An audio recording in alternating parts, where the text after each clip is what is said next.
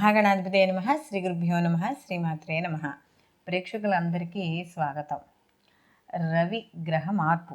ఈ రవి గ్రహ మార్పు అనేది మనకి 17/12/2023 నుండి 14/1/2024 వరకు ఈయన ధనుస్సు రాశిలో సంచారం చేయడం అనేది జరుగుతుంది. దీన్నే మనకి ఎప్పుడైతే రవి మనకి ప్రతి నెల ఒక్కొక్క రాశిలోకి సంచారం చేయడం అనేది జరుగుతుంది, దాన్నే మనం రవి సంక్రమణంగా చెప్తాం. అందులో భాగంగా మనకి ధనుస్సు రాశిలోకి ఎప్పుడైతే రవి సంక్రమణం జరిగిందో దాన్ని మనం ధనుర్మాసం, అప్పటి నుంచి మనకు ధనుర్మాసం మొదలవుతుందని చెప్పవచ్చు. అయితే ముందుగా ఈ రవి ధనుస్సు రాశిలోకి సంచారం చేయడం వల్ల ద్వాదశ రాశుల వారికి ఎటువంటి ఫలితాలు ఉంటాయనే విషయాన్ని తెలుసుకునే ముందర అసలు రవి కారకత్వాలు ఏమిటి అని చూసుకున్నప్పుడు, రవి గ్రహంగానే చూసుకుంటే మన నవగ్రహాల్లో కల్లా మొదటిగా మనం ఈ రవిని చెప్పుకోవడం అనేది జరుగుతుంది. అయితే రవి వచ్చేటప్పటికి పురుష గ్రహంగాను, అలాగే క్షత్రియ జాతికి సంబంధించిన వాడు ఈయన. అలాగే ఈయన గుణం కూడా రజోగుణంగా చెప్పడం అనేది జరుగుతుంది. అలాగే రవి యొక్క గ్రహకారకత్వ స్వభావంగాని చూసుకుంటే ఈయనకి ఒక్కోసారి కొద్దిగా కోపం, కొద్దిగా పాప స్వభావం, అలాగే ఏదైనా సరే స్థిరంగా ఒక నిర్ణయం తీసుకున్నప్పుడు స్థిర స్వభావంగా ఉండడం అనేది జరుగుతుంది. అలాగే ఈయన ముఖ్యంగా కానీ చూసుకుంటే ఈ సూర్యుడు మనకి సింహరాశిలో ఉన్నప్పుడు 20 డిగ్రీలలో ఆయనకి మూల త్రికోణంగా మనం చెప్పడం అనేది జరుగుతుంది. అలాగే మేషరాశిలో ఈయనకి ఉచ్చస్థితిగాను, అలాగే తులారాశిలో ఆయన నీచ పొందడం అనేది జరుగుతుంది.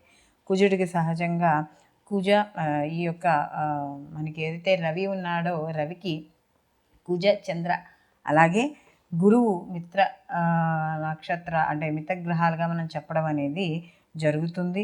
ఇంకా ఈ రవి యొక్క గ్రహ గుణగణాలు కానీ తెలుసుకుంటే ఈయనకి కుండ్రని మొహం కలవాడు, అలాగే రక్తవర్ణం, పొడగరి గోధుమ వర్ణం కలిగిన జుట్టు ఎక్కువగా కలిగి ఉండడం అనేది జరుగుతుంది. అలాగే ముఖ్యంగా ఈయన శరీర అవయవాల్లో గుండె, అలాగే పురుషుడికి కుడి కన్ను, స్త్రీలకైతే ఎడమ కన్ను, అలాగే ఇలాంటి వాటికి సంబంధించింది. అలాగే ఈయన ముఖ్యంగా కానీ చూసుకుంటే సూర్య ప్రభావం ఎక్కువగా ఉన్న వాళ్ళకి కాస్త ఆత్మాభిమానం ఎక్కువగా ఉంటుంది, చురుకుదనం ఎక్కువగా కలిగి ఉండడం అనేది జరుగుతుంది. అలాగే సంఘంలో వీళ్ళు చేసే వృత్తి ఉద్యోగ వ్యాపారాల పరంగా వీళ్ళకి ఎక్కువగా వెయిటేజ్, అంటే వీళ్ళకి ఎక్కువ గౌరవము, అలాగే పలుకుబడి ఇలాంటివి ఎక్కువగా ఉండడం అనేది జరుగుతుంది. చక్కని ఆర్థిక అభివృద్ధి ఉంటుంది. అయితే వీళ్ళకి అనారోగ్య సమస్యలు కానీ ఏవైనా వచ్చేటప్పుడు ఎక్కువగా కంటికి సంబంధించిన ఇబ్బందులు, అలాగే గుండెకి సంబంధించినవి, అలాగే మనకి వేసవకాలం చూడండి ఎక్కువగా ఈ వడదెబ్బలు తగులుతూ ఉంటాయి. దానికి ఆరోగ్యకారకుడు ఏదైనా సరే ఒక దీర్ఘకాలిక అనారోగ్యాలు అవి రాకుండా ఉండాలి అంటే సూర్యారాధన ఎక్కువగా చేయమని చెప్తారు. అలాగే రవి కూడా చూసుకుంటే ఈయన ఆత్మకారకుడు, అంటే ఎక్కువగా ఈయన తండ్రికి సంబంధించింది, అలాగే శక్తికి, ప్రతాపానికి, శౌర్యానికి దానికి సంబంధించిన వాడు ఈ యొక్క రవిగా మనం చెప్పుకోవచ్చు. అలాగే ఎక్కువగా ముళ్ళ చెట్లకు పంటల్లో చూసుకుంటే మిరియాలు, మిరపకాయలు, కొబ్బరి, వాము, బియ్యం మొదలైన వాటికి అన్నింటికీ కూడా ఈయన కారకుడుగా చెప్పవచ్చు. ముఖ్యంగా ఈ యొక్క ఏదైతే ఈ రవి ఉన్నాడో ఈ రవి హృదయ సంబంధిత మందులు, వైద్యులు, రిజర్వ్ బ్యాంకు సంబంధిత వృత్తుల్లో కారకత్వాలు ఎక్కువగా వహిస్తాడు. అలాగే ఈ ఆకాశానికి సంబంధించిన వాటి అంటే విమానాలు, విమానాశ్రయాలు, ఖగోళము, అలాగే విమాన చోదకులు అంటే మనకి పైలట్ ఉంటారు కదా వాళ్ళు, ముఖ్యంగా విద్యుత్ సంబంధిత విద్యుత్ ఉత్పత్తి, భూకంపాలు, ఆకాశవాణి, ఇలా అంటే ఈ ప్రచార మాధ్యమాలు ఉంటాయి కదా వాటికి సంబంధించిన వృత్తులు, ఇలాంటి వాటికి అన్నింటికీ కూడా ఈ యొక్క రవి కారకుడుగా మనం చెప్పవచ్చు. కాబట్టి ఇలాంటి రవి కారకుడు ఈ గ్రహాలు కానీ చూసుకుంటే మనకి సూర్యారాధన, ఎవరైతే మనకి ఈ దీర్ఘకాలిక వ్యాధులు వాళ్ళు ఉన్నవారు సూర్యారాధన ఎక్కువగా చేయమని చెప్పడం అనేది జరుగుతుంది. ఇప్పుడు ఈ రవి ఈ గ్రహ సంచారం వల్ల ఈ ద్వాదశ రాశుల వారికి ఎటువంటి ఫలితాలు ఉంటాయి అనే విషయాన్ని తెలుసుకుందాం. మకర రాశికి కానీ చూసుకుంటే ఇక్కడ మకర రాశి వాళ్ళకి రవి వ్యయస్థానంలో సంచారం. అసలు రవి వ్యయస్థానంలో సంచారం అనేటప్పటికి ఎలా ఉంటుందంటే మనకు పెట్టే ముహూర్తాలు కూడా రవి వ్యయంలో ఉంటే కొన్ని ముహూర్తాలు అనేవే పెట్టరు.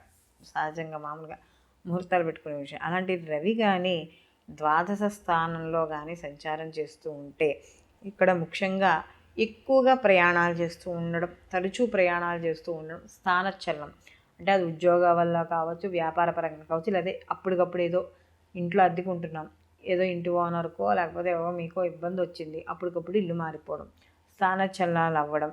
అలాగే ఎక్కువగా మీకు ఆత్మీయులకు ఎవరైతే ఉన్నారో, ఆత్మ బంధువులు కావచ్చు ఎవరైతే ఉన్నారో వీళ్ళందరికీ అంటే బాగా అటాచ్మెంట్ ఉన్న వాళ్ళకి కాస్త అనారోగ్య సమస్యలు, అశుభవార్తలు వినడము, అలాగే అనేక అంటే ఖర్చులు కూడా రకరకాల రూపాల్లో ఖర్చులు, అంటే ఒక ఖర్చు తగ్గింది అనుకునేటప్పుడు ఇంకో ఖర్చు వచ్చేయడం ఏదో రకంగా ఇలాంటివి ఎక్కువగా కనపడుతూ ఉంటాయి. అలాగే ఒక్కోసారి మనకి ఎలా అంటే అవమానాలు జరుగుతాయి. అబ్బా ఇంతకన్నా మనకు కొంచెం కొన్ని కొన్ని అవమానాలు జరిగినప్పుడు తల తీసేసినట్టుగా ఉంటుంది, అబ్బా తల తీసినట్టు అయిపోయిందంటాం. సో అలాంటి అవమానాలు జరిగే అవకాశం అనేది కనబడుతుంది. అలాగే కాస్త అగౌరవంగా ఉండడం, అంటే యువతల వాళ్ళు మీతో మాట్లాడడం, మిమ్మల్ని తక్కువగా చూడడము, ఇలాంటివన్నీ కూడా అది వాళ్ళు చేసే వృత్తి ఉద్యోగ వ్యాపారాల పరంగా కావచ్చు కాస్త ఇబ్బంది పడుతూ ఉండడం, మానసిక ప్రశాంతత లేకపోవడము. అలాగే అంటే ఒక్కోసారి ఈ రవి వ్యయంలో ఉన్నప్పుడు కాస్త ఆపదలు అంటే ఏదో రకంగా ఆర్థికంగా కానీ, ఆరోగ్యపరంగా కానీ, మాటపరంగా అంటే పరువు ప్రతిష్టల ప్రకారంగా కానీ, ఇంట్లో వాళ్ళ వల్ల కావచ్చు ఏదో రకమైన చిన్న చిన్న అవమానాలు పడే అవకాశం, సమాజం నుండి అవమానపడే అవకాశాలు ఎదురవుతూ ఉంటాయి. కాబట్టి ఎదరవాళ్ళతో మాట్లాడేటప్పుడు కానీ, మీరు వ్యవహారపరంగా కొన్ని పనులు చేసేటప్పుడు తగు జాగ్రత్తలు తీసుకుంటే సరిపోతుంది. దీంతో పాటుగా సూర్యారాధన కూడా చాలా అవసరం. అయితే ఇక్కడ ఈ రవి యొక్క సంచారం వల్ల రవి ప్రీతి కొరకై, అంటే ముఖ్యంగా రవి అనుగ్రహం కలిగితే ఇందాక మనం చెప్పుకున్న వాటిలో అనారోగ్య సమస్యలు ఏవి కూడా దరిచేరవు, ఆర్థిక అభివృద్ధి కానీ అన్ని రకాలుగాను కూడా వీళ్ళకి అనుకూలంగా ఉంటుంది. ప్రతి పనిలోనూ కూడా ముందుకి వెళ్ళడం అనేది జరుగుతుంది. కాబట్టి ఈ రవి ప్రీతి కొరకై, ఎందుకంటే సూర్యుడికి పళ్ళు ఉండవంటారు, అందు గురించి ఎక్కువగా వీనికి పాయసాన్ని చేస్తారు. అంటే గోధుమతో కలిపిన పాయసాన్ని కానీ, కొంతమంది అన్న పాయసాన్ని కానీ చేయడం అనేది జరుగుతుంది. ఎక్కువగా గోధుమలు అనేవి రవిగ్రహానికి సంబంధించిన ధాన్యం కాబట్టి గోధుమ రవ్వ ఉంటుంది కదా, అది బెల్లము నెయ్యి కలిపిన దాంట్లో కాస్త సుగంధభరితంగా ఉండడానికి కాస్త మనం ఏవైనా యాలకులు, ఇలా జీడిపప్పులు ఇలాంటివి ఏమైనా వేసుకొని చేసుకోవచ్చు. లేకపోతే గోధుమ బెల్లంతో కలిపి చేసిన పాయసాన్ని నివేదనగా చేయాలి. అలాగే రాగి పాత్రలు కానీ, రాగి చెంబుతో నీళ్లతో కానీ సూర్యుడికి అర్ఘ్యం అనేది ఇవ్వాలి. అలాగే రాగి ప్రమిదిలో కానీ దీపం పెట్టి సూర్యుడికి అక్కడ మనం చేసిన, అలాగే రాగి విగ్రహారాధన చేసిన రవిది, ఇలాంటివన్నీ కూడా విశేష ఫలితాన్ని ఇవ్వడం అనేది జరుగుతుంది. అలాగే ఇక్కడ ఆదివారాలు నియమాలు పాటించడం, అలాగే ఆదివారం నాడు మద్యము, మాంసము ఇలాంటి ఏవైతే పనులు ఉన్నాయో ఇలాంటివి చేయకుండా ఉంటే మనకి సూర్యానుగ్రహం కలగడం అనేది జరుగుతుంది.